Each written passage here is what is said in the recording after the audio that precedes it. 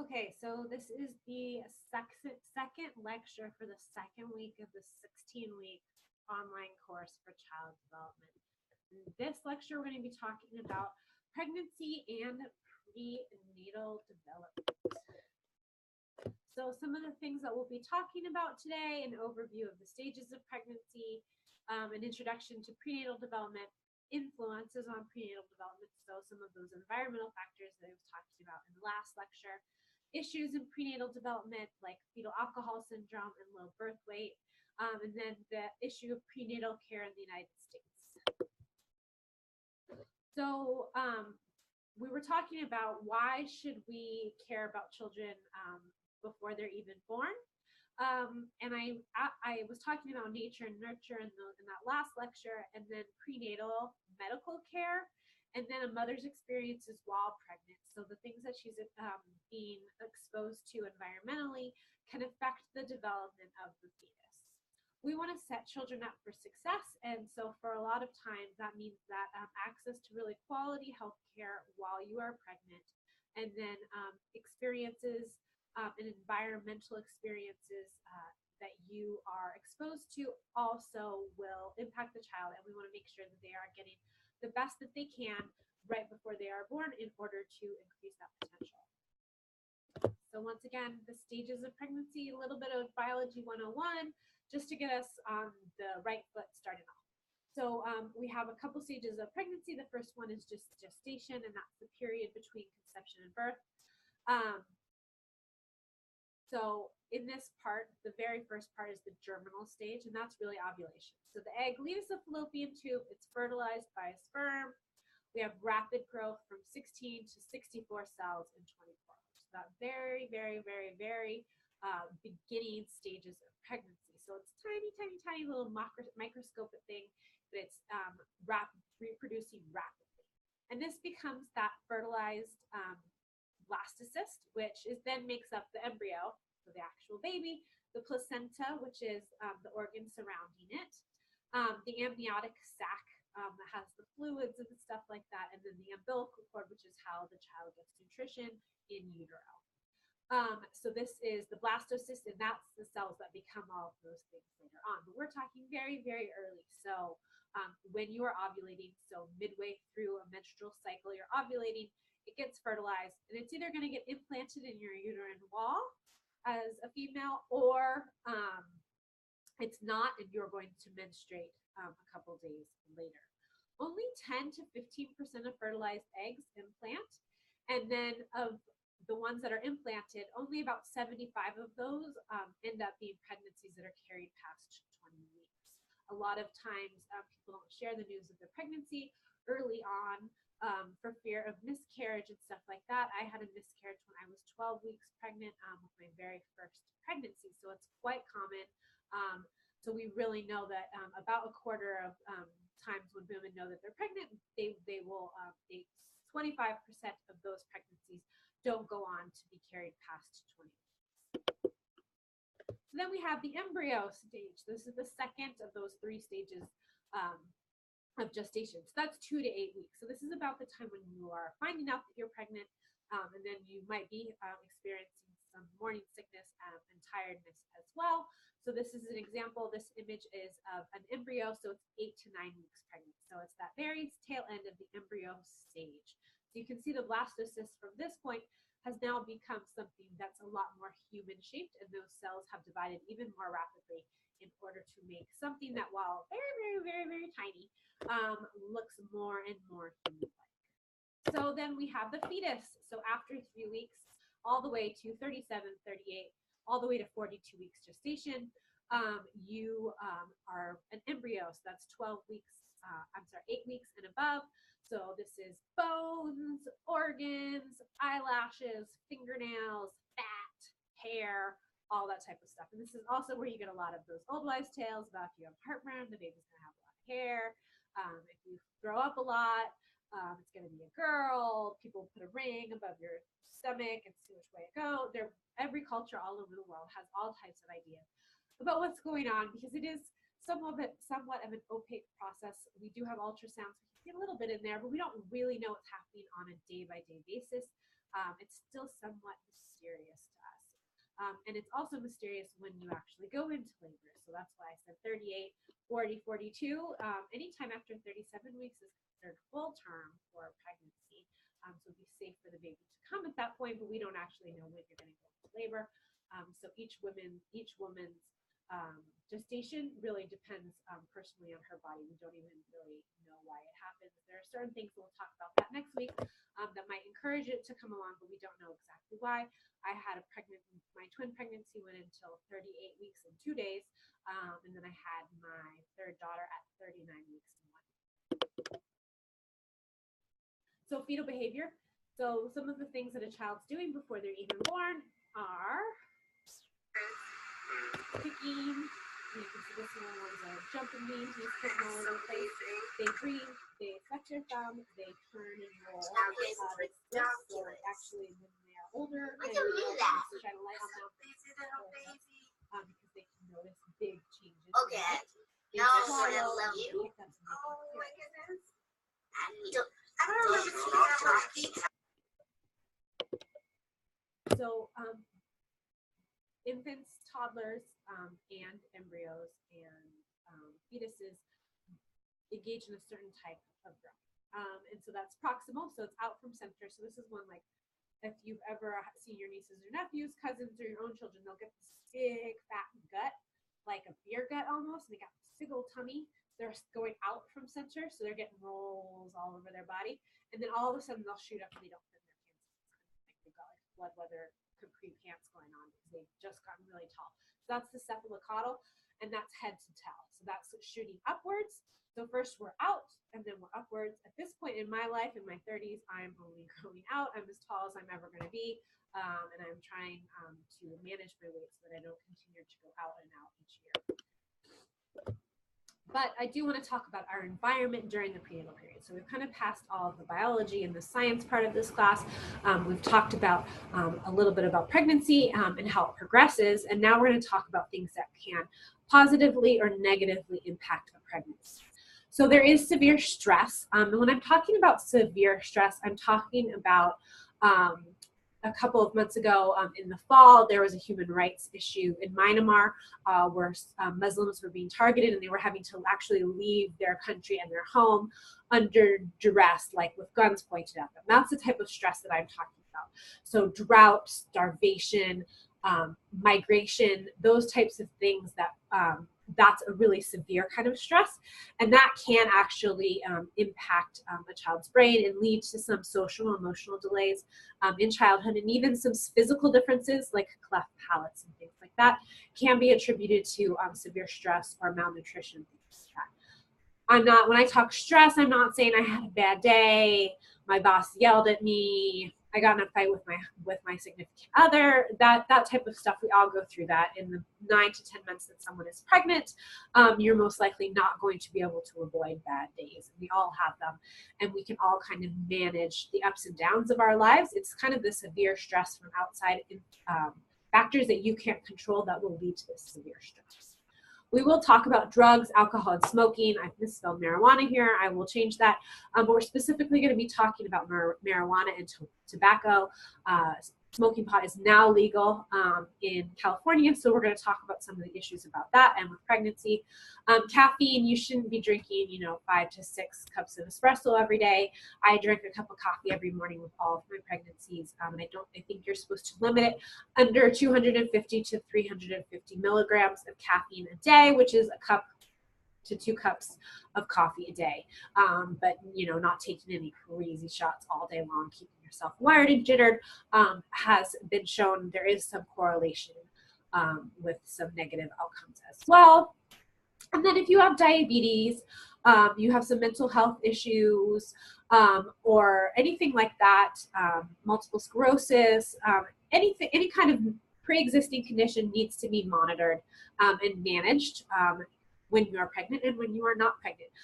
But because we don't know how a lot of drugs affect children, knowing if you have a pre-existing condition and having an obstetrician, gynecologist, or an OBG that you can talk to before you get pregnant in order to manage your conditions after you become pregnant as well. And then common infections. So you hear a lot of things about women shouldn't have soft serve ice cream. They shouldn't eat cold cuts or soft cheeses or raw fish, raw meat, things like that. That's because of infections. So we kind of say that because while the idea of you getting listeria would be quite rare, when we look at how many millions of women get pregnant over a year, we can minimize the listeria from soft serve ice cream by just telling people just don't do it. It's 9 or 10 months. Just avoid soft serve ice cream, and then we can make sure that those rates of people getting it really decrease, and those fatalities as well linked with the listeria infection go down as well. There's also toxoplasmosis, and that's where this cat litter thing comes in as well. So pregnant women shouldn't be changing cat litter because there's something in the cat poop that can lead to an infection for the woman and for the child that she's carrying. So a lot of these things come from common infections, and it's just much easier to say, don't do it, don't have cold cuts over your entire pregnancy, so that we can decrease the rates that people are being exposed to it. So that's where some of those ideas about things that women should refrain from come from, and they're most typically from infections. Another big one is rubella, which is also measles, and that's why it's so important that people get their vaccinations in infancy, toddlerhood, adulthood, and middle childhood as well, because it's quite fatal for a fetus to be exposed to rubella or measles. It often leads to infant death. So not having measles outbreaks like we did in Disneyland 3 or 4 years ago are really important, and we manage that by having herd immunity, which is everybody gets a vaccination to a wide variety of things, and then that protects people that aren't vaccinated, like fetuses and very young children. And we'll talk more about vaccinations as we go on. I know this is a hot button topic, and we'll talk more about vaccinations as the class goes on. But another controversial thing is smoking and pregnancy. And so in 2018, the recreational use of marijuana has been legally approved in some environments. So most likely not on college campuses, and definitely not on Pendleton, Miramar, North Island, any of our military bases. It is still not okay. So I do want to, that's my public service announcement to all my college students. Most likely not on your campus, and definitely not on a military base. But the percentage of pregnant marijuana use has almost doubled. So it's gone from 4% to 7%, and they're even higher with younger women. So in 2016, 22% of younger mothers tested positive for pot, and then 19% for ages 18 to 24. This is an issue because we do know that chronic use of one joint or more in the first trimester showed a decreased ability to understand concepts in listening and reading. So when you are smoking, there's a placenta that kind of filters out certain things, and THC is not one of them. So whatever you smoke, 10% of that is being passed on to the child. So the THC is kind of the potent part of the marijuana plant, and so that passes on to the child. That also has led to lower scores in reading, math, and spelling at age 14 for children whose mothers smoked while they were pregnant with them as well. When they were looking at brains of fetuses, so a child that passes away at 18 to 20 weeks gestation, so still inside their mother, when they have dissected that brain, they looked at maternal marijuana use, and they asked questions about it. So in the male fetuses who were exposed, they noticed abnormal function of the amygdala, which is the inside of your part of your brain, and that's the part that really has an important function with helping us regulate our emotions. So we know that it can affect young children, and it can affect pregnant women who are pregnant, because it passes on to the fetus. It's also been shown that teenagers' brains are still developing. We all know that the first first 3 years and the first 5 years are really critical for brain development, but we're more and more studying teen brains as well, and their functions and their cells are still growing as well. And so when teenagers engage in marijuana as well, that can eventually reduce your IQ depending on the chronic nature of the marijuana that you smoke and also how much you smoke on a daily basis. That can have some decreasing of your IQ level. So we know that fetuses and children should not be exposed to marijuana smoke. It's just been kind of well established. But we have these rising numbers. And so I wonder why. And we also wonder that people are underreporting. So when you're pregnant, you're asked a series of questions about if you're exposed to domestic violence, if you have enough to eat, and then what kind of drugs you do as well. They might often do an STD and a drug test as well, just to make sure that you're getting all the health care you need. And what they're noticing is that people are not reporting that they are using it. And then the people who are saying that it's for morning sickness or it's natural, it can't harm the baby. Well, these types of things have been proven to have an impact on the fetus. So you shouldn't smoke cigarettes while you're pregnant, and you shouldn't smoke marijuana while you're pregnant.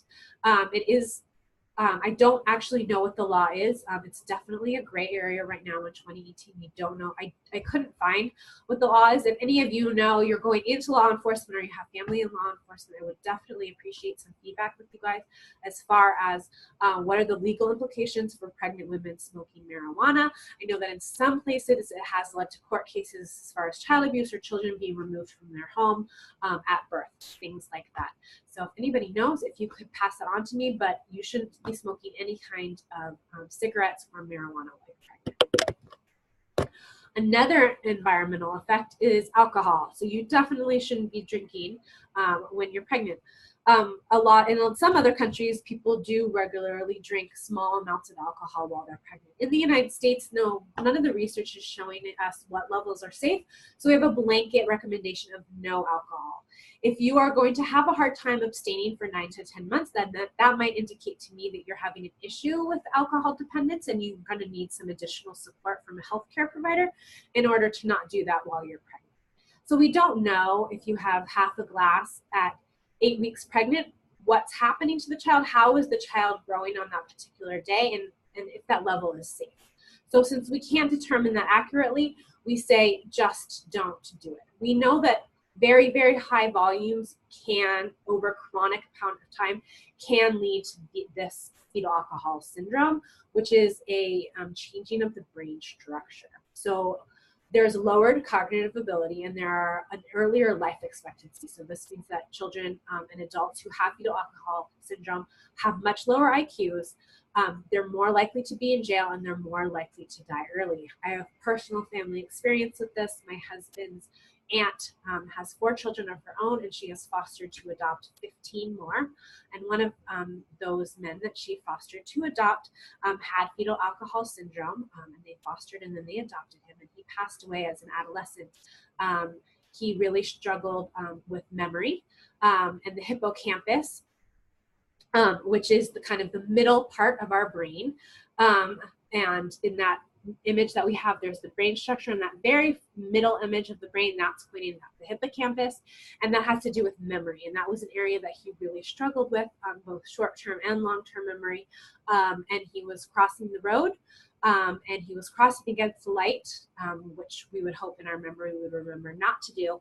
He looked the wrong way, actually, and he got hit by a car, passed away. And in my own personal experience as well, as a preschool teacher, I've worked with children with fetal alcohol syndrome, actually 3 within a family, and they struggled as well with like something as like potty training. They needed to be very regulated by adults. So every 30 minutes up until they were 5 or 6 years old, they had to be reminded to go ahead and go to the bathroom. But they might always forget to wash their hands, or they might remember to turn the water on and put soap on it, but they would leave the water running. So this is an example of how their memory was very significantly affected by the fetal alcohol syndrome, by the amount that their mother drank while she was Another issue is the cerebral cortex. So that's the outside of the brain. So that's the very third image. That person's ridges on their brain are very smooth. And this is part of the lowered IQ as well. The Zika virus, it affects the brain in a very similar way. In Zika, the brain's going to be much smaller, but the ridges are very smooth as well. And this is part of what leads to the lowered IQ. And then the cerebellum, which is the very back of the skull. So back here. That part of your brain is your motor ability and your muscular ability. And we know from brain scans that that's definitely contributed to by high levels of chronic drinking while you are pregnant. So once again, it's really the high levels, but we don't know what level is safe. So the blanket recommendation is that you do not drink while you are pregnant. If you are having issues abstaining from alcohol, then you're going to need to reach out so that you can go ahead and get some healthcare ability and some emotional support in kind of stopping this for the time that you are pregnant. So those are two impacts on a child while they are in utero. So that's smoking and drinking. Those are the big taboos that you shouldn't do while you're pregnant. And our society mostly kind of goes along with these types of things. You know, there's the, you know, when I've had friends that are pregnant around Halloween, they'll often do like the fake cigarette and the fake beer glass because it's like one of those taboos that you shouldn't do that while you're pregnant. So that's like a funny Halloween costume that they'll engage in because it's playing with those ideas and those taboos about what you should and shouldn't do. But something you should do while you're pregnant is have access to prenatal care. So really what it is it's a system to monitor prenatal development. And it comes typically from the American Academy of Pediatrics. So they have really set things that each week that you go in, or each time that you go in, that you get screened for to make sure that the child is developing as they should. And then after they're born, it's those well child visits that a lot of children go to. So 3 months old, 6 months old, 9 months, 12 months, 18 months, 24, and then 3 years old, 4 years old, 5-year-olds, my 6-year-olds are going to go for their 7-year-old well child checkup next year. And each time that you go, there's this very specific thing that you are tested for, or they look at developmentally to make sure that children are growing to their optimum health over their lifespan. But for prenatal care, there's ultrasounds, there's monitoring, there's blood pressure, you pee in a cup, you have interviews and assessments, which I had talked about previously, like domestic violence. Do you have enough food to eat? Are you sexually active? Are you monogamous? Do you have somewhere safe to be? Do you need social services support? So there's a lot of things that they kind of look for to make sure that holistically you're as healthy as can be in order to carry this child. Then there's the ultrasounds and the fetal monitoring to make sure that the child is developing as they should be. Then there's more invasive ones as well. And this is typically like taking tissues or bloods from the fetus while the child is still in utero. But that really kind of is more invasive. It's very much something that you have to consent to. And a lot of people choose not to do it. But that would kind of indicate if there was chromosomal issues. That's typically when you would kind of go down that more invasive path. But early and consistent prenatal care really can help identify risks or complications, either to the mother, like preeclampsia, when your blood pressure goes really high, and that can be really dangerous to you as a woman, or to the child, like gestational diabetes or even preeclampsia. Those types of things can affect the child, and so sometimes you'll have to deliver the child earlier. And then to help educate as well. So, you know, making sure that you're feeling the kicks of the child as you get into your 3rd trimester, you have to monitor yourself, make sure that the child remains active up until you would deliver. So if you had a decrease in feeling kicks, then that's something that you would tell your obstetrician so that they can make sure that the child is doing okay in that kind of 3rd trimester. Or maybe you need a referral to other services. Maybe you need referral to helping you with smoking, or helping you get a safer place to sleep at night, or making sure that you have quality nutrition so that you can support that child who's growing. So this is the type of prenatal care. So we've talked about things you shouldn't do, drinking and smoking, and then the things that you should do, which is go to your prenatal care appointments regularly and consistently. So conclusion, prenatal period is a development of the organs and the body systems that a human being, that makes up the human being, and that we're going to use for the rest of our life. So while it's growing and while it's developing, in utero, that's something that you're going to use that for the rest of your life. So it's both affected by your environment and your access to consistent and quality prenatal care. So those are the 2 lectures for this week for this online class. You also have a module to complete. You also have a weekly assignment to complete, which is worth 5 points, and we'll have a discussion board as well, which is worth 5 points as well. As always, due Sunday night at 11:59. Have a great week. Thanks.